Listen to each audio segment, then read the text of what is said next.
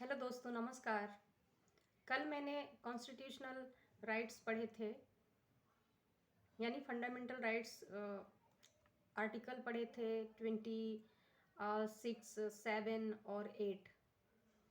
आज मैं पढ़ूंगी आर्टिकल 29 और 30, cultural and educational rights. 29 says Article 29 says protection of interests of minorities। जैसे हमारे देश में माइनॉरिटी ग्रुप्स हैं, माइनॉरिटी सेक्शंस हैं और सोसाइटीज़ हैं, लाइक जैन, बुद्धिस्ट, सिख, मुस्लिम। मुस्लिम सबसे बड़ा समाज है, तो इनके सांस्कृतिक और शैक्षणिक राइट्स भी हैं। तो ये आर्टिकल उनके हितों को प्रोटेक्ट करने की बात करता है। Number 1, any section of citizens residing in the territory of India or any part thereof having a distinct language, script or culture of its own shall have the right to conserve the same. Number 2, no citizens shall be denied admission into any educational institution maintained by the state or receiving aid out of state funds on grounds only of religion, race, caste, language or any of them. Article 30,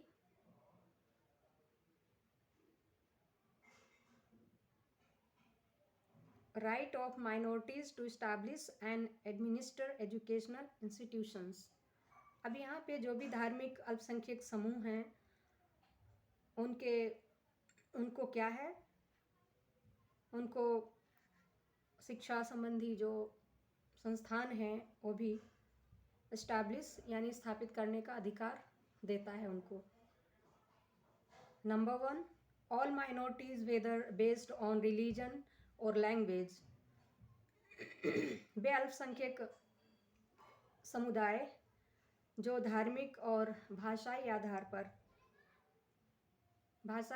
पर जिनकी पहचान बनी हुई है इस भारत के अंदर, shall have the right to establish and administer educational institutions of their choice।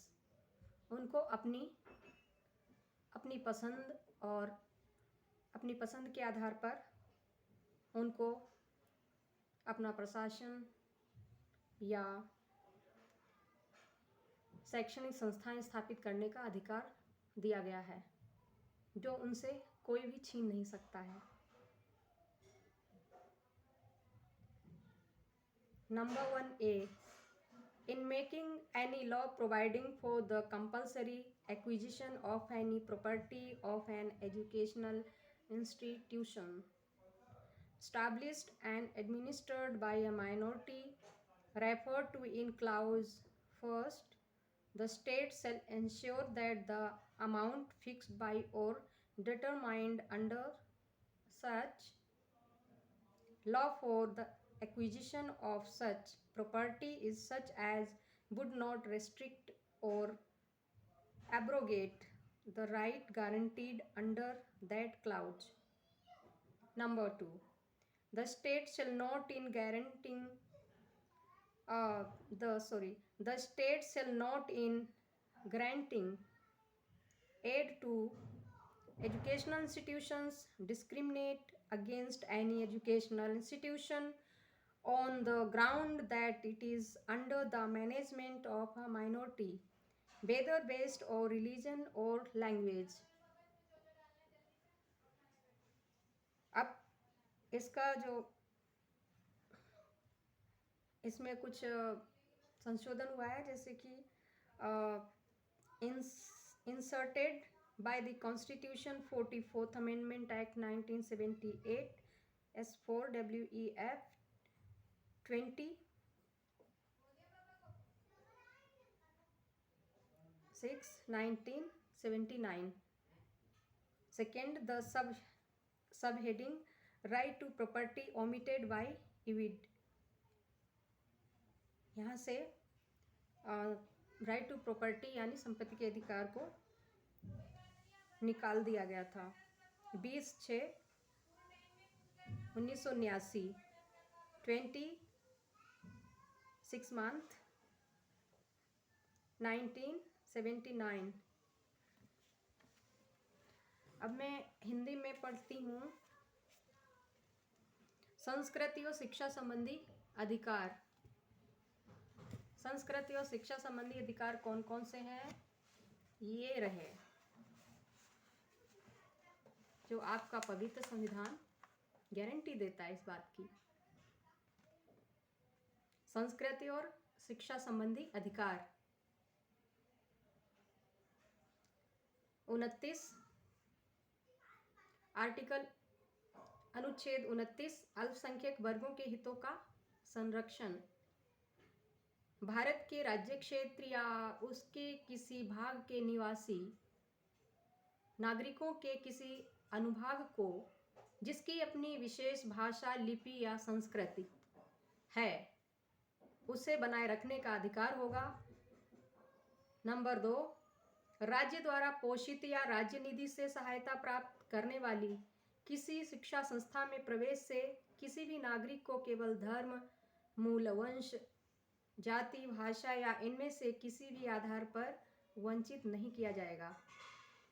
अनुच्छेद 30 शिक्षा संस्थानों की स्थापना और प्रशासन करने का अल्पसंख्यक वर्गों का अधिकार। नंबर 1, धर्म या भाषा पर आधारित सभी अल्पसंख्यक वर्गों को अपनी रुचि की शिक्षा संस्थाओं की स्थापना और प्रशासन का अधिकार होगा। एक का खंड 1 में निर्दिष्ट किसी अल्पसंख्यक वर्ग द्वारा स्थापित और प्रशासनिक शिक्षा संस्था की संपत्ति के अनिवार्य अर्जन के लिए उपलब्ध प्रशासनिक शिक्षा संस्था की संपत्ति के अनिवार्य अर्जन के लिए उपबंध करने वाली विधि बनाते समय राज्य सुनिश्चित करेगा कि ऐसी संपत्ति के अर्जन के लिए ऐसी विधि द्वारा नियत या उसके अधीन अवधारित निश्चित रकम इतनी हो कि उस खंड के अधीन प्रत्याभूत अधिकार निर्वाधित या निराकृत न हो जाए। नंबर 2, शिक्षा संस्थाओं को सहायता देने में राज्य किसी संस्था के विरुद्ध इस आधार पर विभेद नहीं करेगा कि वे धर्म या भाषा पर आधारित किसी अल्पसंख्यक वर्ग के प्रबंध में है। नंबर 1, संविधान 44वां संशोधन अधिनियम 1978 की धारा 4 द्वारा 20/6/1979 से अंतः स्थापित। नंबर 2, संविधान 44वां संशोधन अधिनियम 1978 की धारा 5 द्वारा 20/6/1979 से उपशीर्षक संपत्ति का अधिकार का लोप किया गया है। तो ये थे धार्मिक और भाषाई अल्पसंख्यक समुदाय जो भारत में निवास करते हैं, जो देश के नागरिक हैं, उनके अधिकार। और इन अधिकारों को प्रोटेक्ट करने की जिम्मेदारी स्टेट की है, गवर्नमेंट की है और प्रत्येक नागरिक की भी है। तो ठीक है, थैंक यू। आपने हमारे वीडियो को सुना, देखा, उसके लिए बहुत बहुत धन्यवाद। मेरे चैनल को लाइक, सब्सक्राइब, शेयर करें।